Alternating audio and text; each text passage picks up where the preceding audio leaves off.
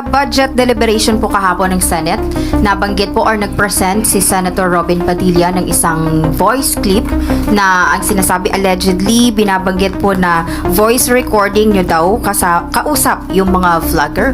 Baka gusto nyo pong sagutin ito, ma'am.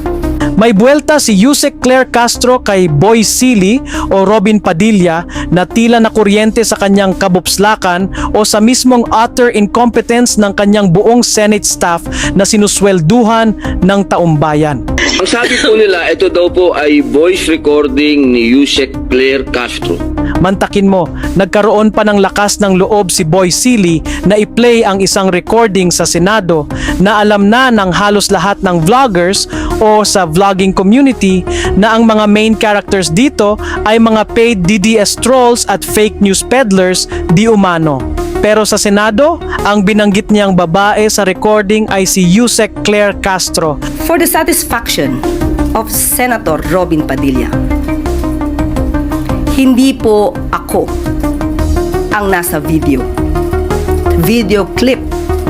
Dahil sa ating pagkakaalam, itong video na to ay lumabas na noon pa at ibang muka ang pinapakitang binabanggit na madam. Ang tindi talaga ng Boy Silly na to. For context, matagal na naming alam ang existence ng recording na yan. Actually, since April o May pa. At ang babaeng sinasabing handler ng mga DDS paid trolls ay si Lorraine Badoy na notorious sa pagkakaroon ng saltik sa utak. Pero hindi namin ito pinatulan noon dahil hindi kami sigurado kung authentic ba ito o hindi.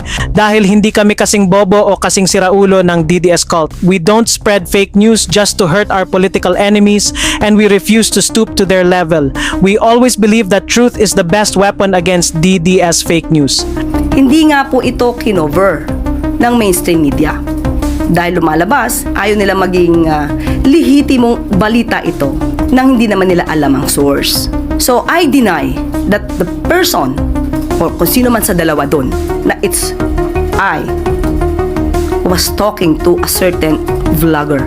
Kaya eto ang malinaw na tanong kay Boy Silly. Saan at kanino galing ang intel mo kung meron man na si Claire Castro ang babae sa recording? Subukan mong mag-search online. Wala kang makikitang kahit anong prior lead na nagtuturo kay Castro. So may dalawang posibleng sagot lang dito. Either bobo ka, pati buong staff mo, o sinadya ninyong ibunton kay Castro ang recording para sa inyong destabilization narrative.